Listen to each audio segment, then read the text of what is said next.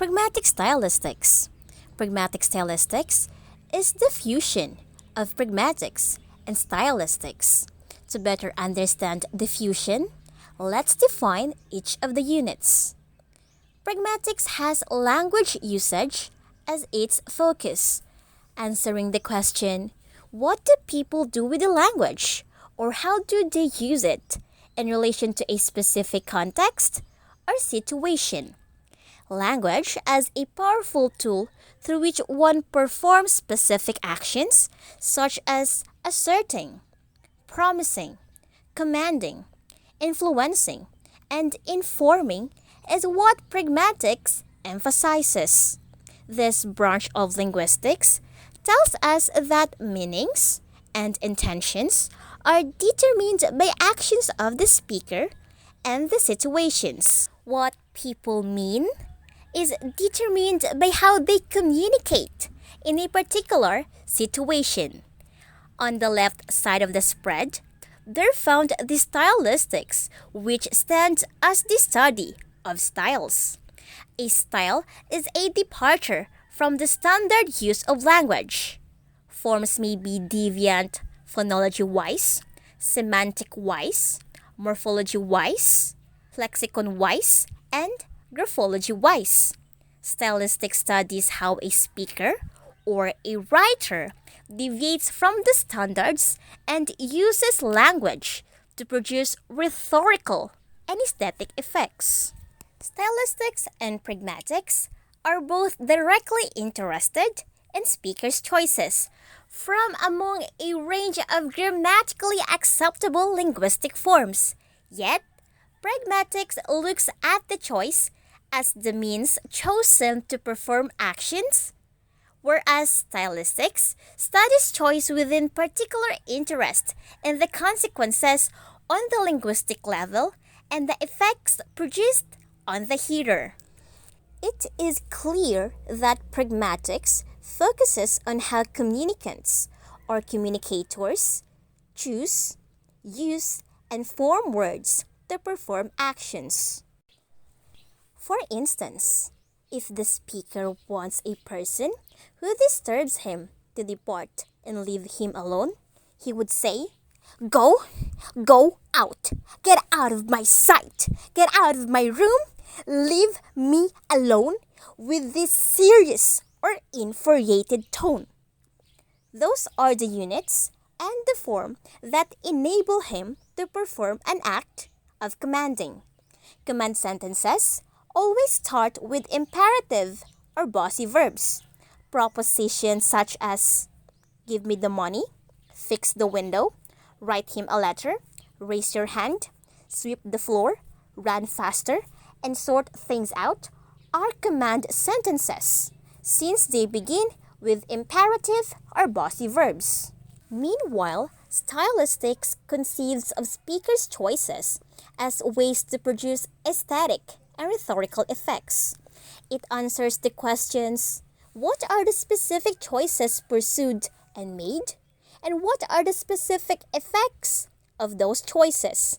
Stylisticians believe that through writers' personally chosen linguistic forms, speakers or writers can impart meanings that exceed linguistically determined meanings, show attitude, and move people with their communicating emotions. Stylisticians commonly focus on literary text, analyzing narrative structure, point of view, or vocalization, sound patterning, syntactic and lexical parallelism, meter and rhythm, genre, and other. Stylistics examine specific forms or elements of a literary text to determine writer's distinction or individuality. Stylisticians has drawn itself closer to pragmatics with an intent to look for explanations for aspects of language use that it alone cannot amply provide. In addition, stylisticians also get interested in the forms of utterances resulting into modern stylistic studies. So what is the new concept being formed as these two terms amalgamate? Pragmatic stylistics involves the study of all conditions which allow the rules and potential of a language to combine with specific elements of the context to produce a text capable of causing specific internal changes in the hearer's or listener's state of mind or knowledge. Good day, everyone. I am Christine, and today I am going to give a continuity to the discussion of Ems Pinongpong through explaining foregrounding and automation, which are the two of the most important terms we have to define to better understand the nature and the workings of pragmatic stylistics. So what are we waiting for? Buckle up, for the bus that is bound to Learning Street is now moving off. Let's go! What is foregrounding? In order for us to completely understand the word, first let's define it connotatively. Foreground. It is a noun which refers to the part of a virtual material such as painting or photograph that is nearest to the viewer or in front of the viewer. It may also refer to the most prominent or noticeable position. It is also used as a verb, which means to magnify someone or something, or to give importance to someone or something. In literary studies, it refers to the practice of making something stand out from the surrounding words in a text. A writer uses words and sounds in such a way that renders the reader's and listener's attention caught or captivated. Foregrounding is a term borrowed from the Prague School of Linguistics in Czech Republic. Originally, the word came from Makarovsky Czech term actualisis, which means to actualize, and later on, it was translated by Paul Garvin into English. John Makarovsky was a Czech linguist and literary theorist. He was a leading member of the Prague Linguistic Circle and a prominent contributor to the project of structuralist poetics. In 1981, Jeffrey Leach and Michael Short used the term foregrounding to refer to the artistically motivated deviation. It refers to the range of stylistic effects that occur in literature, whether at the phonetic level, syntactic level, or the semantic level. Makarovsky pointed out that foregrounding may occur in normal languages, such as journalistic prose and spoken language. However, it occurs at random with no systematic design.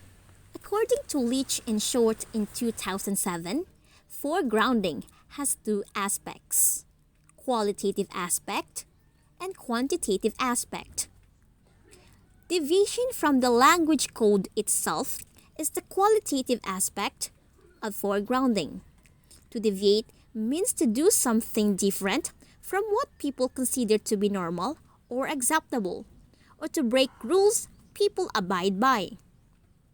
An infraction, violation, or a breach against a particular linguistic rule or norm. Writers or authors deviate or depart from a particular linguistic rule or norm. Deviations may be lexical, syntactical, semantical, phonological, morphological, graphological, and dialectal. Lexical deviation occurs when words are invented in a process called neologism or nonce formation to create deeper meaning and aesthetic value, to achieve a certain stylistic effect, or to meet a lexical need for a single occasion. Semantical deviation is an irrational element that forces the reader to search the meaning beyond the connotative meaning. Syntactical deviation is a kind of deviation in which poets do not follow the rules of grammar and sentence formation.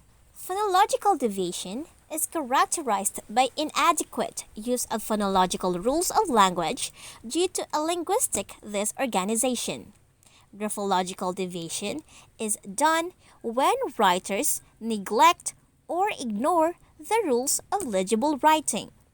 Dialectal deviation happens when the authors or the writers resort to the dialect of their mother tongue because they think that it is in a better situation to do this role rather than the standard language. These linguistic violations are the most prominent or most noticeable parts or features of a literary text that catch and sustain listeners' or readers' attention. These different types of deviations have already been discussed thoroughly by Rexelin Tahan and Shekinah Montes here, but I will just give some examples. In his poem My Heart Lifts Up, William Wordsworth committed a semantic deviation. The child is the father of the man. The meanings of particular units that make up this proposition contradict with one another and may confuse or vex the readers. It is clear that a child has a denotative meaning, and so does the father. The author deviates from a semantic rule by interchanging the definition of a father with that of the child. However, this violation impacts the reader, making them think of the real meaning that the author wanted to convey. Using near or is an act of deviating from a phonological rule or norm. The words never and over are contracted, omitting other sounds and creating a new form. And now that we are done discussing the qualitative aspect of foregrounding, let's get acquainted with its quantitative aspect. Parallelism is the quantitative aspect. It involves the repetition of sentence structure or words in sentences balancing each other. Just like deviation, parallelism may occur at all language levels: phonological, semantical, syntactical, lexical, and others. Some of the most common sayings and phrases from history that make use of parallelism are as follows. Stupid is as stupid does. We came, we saw, we conquered. Feed a man a fish. Feed him for a day. Teach a man to fish. Feed a man for life. Parallelism is a literary device used by a writer to emphasize a point, give a musical property to a literary piece, and make it memorable. Automatization. Automatization is the opposite of foregrounding. It refers to the common use of linguistic devices which does not attract particular attention by the language decoder. For example, the use of discourse markers such as, well, you know, sort of, kind of, in spontaneous spoken conversations. Automatization thus correlates with the usual background pattern or the norm in language use. It encompasses those forms and structures that competent language users expect to be used in a given context of situation. Foregrounding and automatization are linguistic devices which differ in usage, forms, intent, and in situation in which they are used. Foregrounded linguistic devices, such as lexical and semantical deviations, are not expected to be used in specific context. They are only employed in literary texts. Meanwhile, automatization takes all forms and structures that language users are expected to use in daily conversation. Unlike foregrounding, it abides by the linguistic ruling. As learners who are begifted with the innate ability to use language, it is a must for us to get to know these two important notions. They would help us widen the sphere of our linguistic knowledge and enable us to develop our own style of conveying or imparting of what we think and feel. Sometimes breaking rules are not that really bad if your intention is good. Linguistic creativity will never be a crime, and analyzing the irregularities is fun.